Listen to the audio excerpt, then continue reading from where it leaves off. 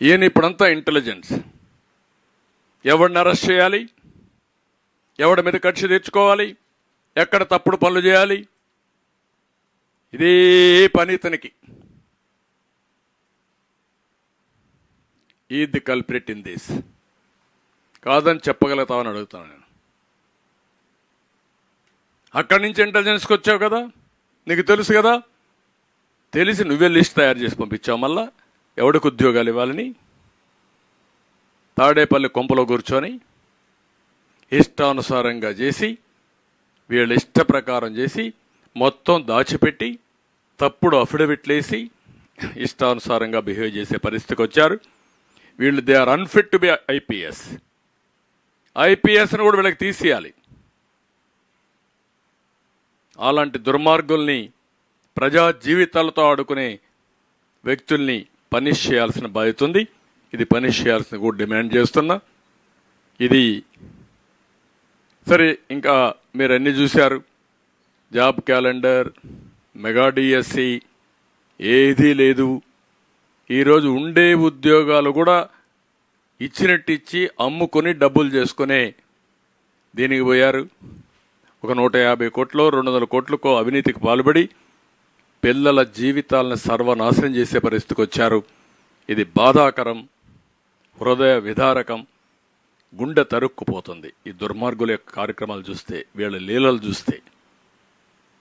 ఆ సైకో జగన్కి అర్థం కాదు, కానీ మీకైనా అర్థం కావాలా. ఈ ఆవేదన, బాధ, తపన ఎవడు తీర్చలేంది. ఆ విషయం గుర్తుపెట్టుకోవాల్సిందిగా నేను కోరుతూ ఇప్పుడు చెప్పాల.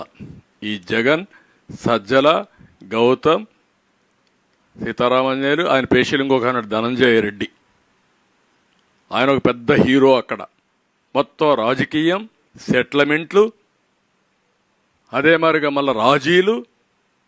ఆయన ఏంటి రాజకీయం అంటే? మీరు రాజకీయం చేస్తున్నారు, మీరు సెటిల్మెంట్లు చేస్తున్నారు, మీరు రౌడీజాలు చేస్తున్నారు అంటే రేపు అనేది లేకుండా ఇష్టానుసారంగా చేసే పరిస్థితి. ఎలాంటి వాళ్ళు ఉండడమే ఈ రాష్ట్రానికి పట్టిన దుర్గతి.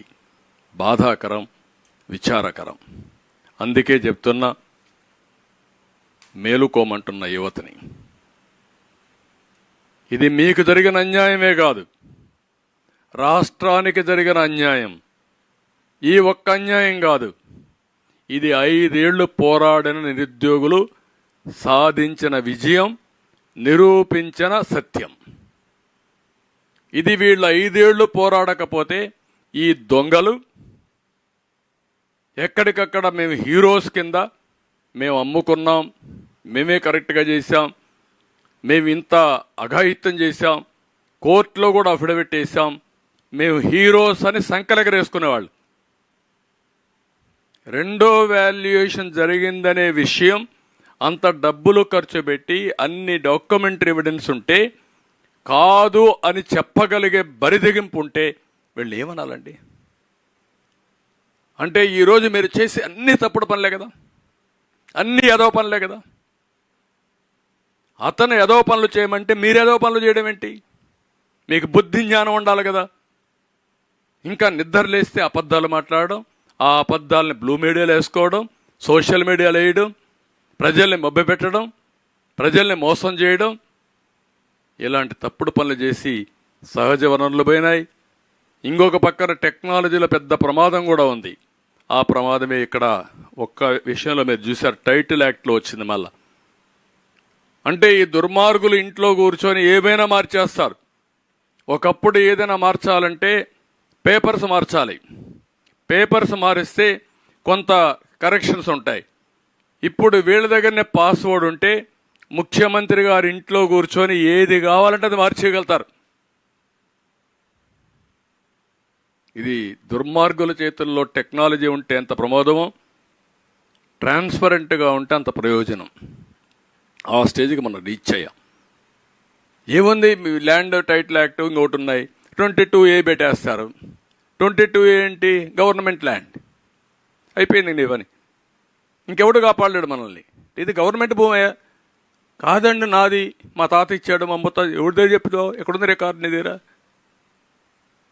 ఆ స్టేజ్కి వచ్చేసాం. ఇంతవరకు జరిగిన దౌర్జన్యాలు మనం గుర్తుపెట్టుకోవాలి. రాష్ట్రంలో ఉండే ప్రజలు గుర్తుపెట్టుకోవాలి. మీ తరపున మేము పోరాడుతున్నాం. ఈ మాత్రం ధైర్యంగా మాట్లాడడానికి కూడా చాలామంది సాహసించలేకపోతున్నారు. ఇంకా కడుపు కాలిన వాడు కూడా రోడ్డు మీదకి రాలేకపోతున్నాడు, చెప్పుకోలేకపోతున్నాడు బాధ. ఇది చూసిన తర్వాత నిస్సహాయ స్థితిలో ఆ ఉద్యోగం రాకపోతే ఏ ట్రైన్ కింద పడో లేకుంటే ఏ ఆత్మహత్య చేసుకొని చనిపోవాలి. అది కూడా మళ్ళా ఆ ఆత్మహత్య చేసుకొని చనిపోతే వేరే వాళ్ళు చంపేశారని చెప్పేస్తారు వాళ్ళు.